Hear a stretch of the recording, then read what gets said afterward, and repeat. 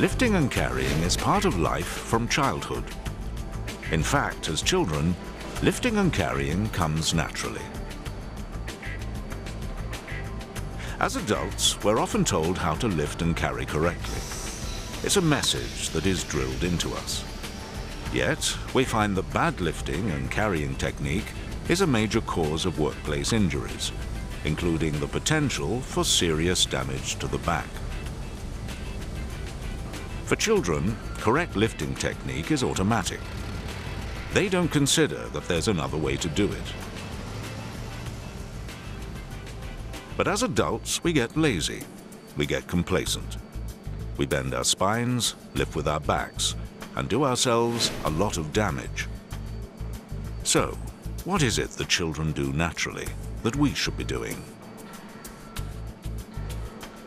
First, they get a good foundation for the lift.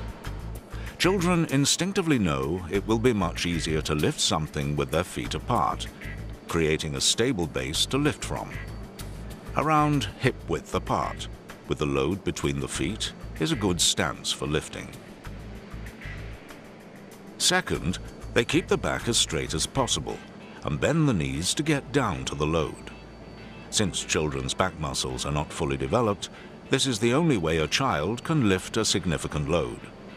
And because it doesn't put stress on the back, it's the best way for everyone to lift. Next, they get a good, firm grip on the load, using the whole hand, not just their fingers. Keeping the back straight, they then straighten the legs to get into a standing position. When carrying the load, children will hold it in close to the body. The farther away a load is from you, the heavier it will seem, and the more stress it will place on your muscles and spine. A child will act to minimize the stress on developing bones and muscles. Putting the load down is the same process reversed. The whole thing's pretty simple, really. So simple our kids manage it without even thinking. But it's not just incorrect technique that could hurt you in the long run. You'll also run the risk if you try to lift loads that you really shouldn't. If you have to move something that is too heavy, too big, or too awkward, what should you do? Using a mechanical aid to help you lift or move the load is the best option. If this is impossible, seek help from colleagues and perform a team lift. If, however, a load is beyond your comfortable lifting capacity, and neither of these options is available or practical, then simply do not lift it.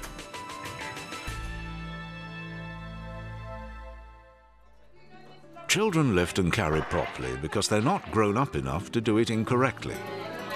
Only when we grow to be bigger and stronger do we start to pick up bad habits, not considering that in the long run it could damage us irreparably.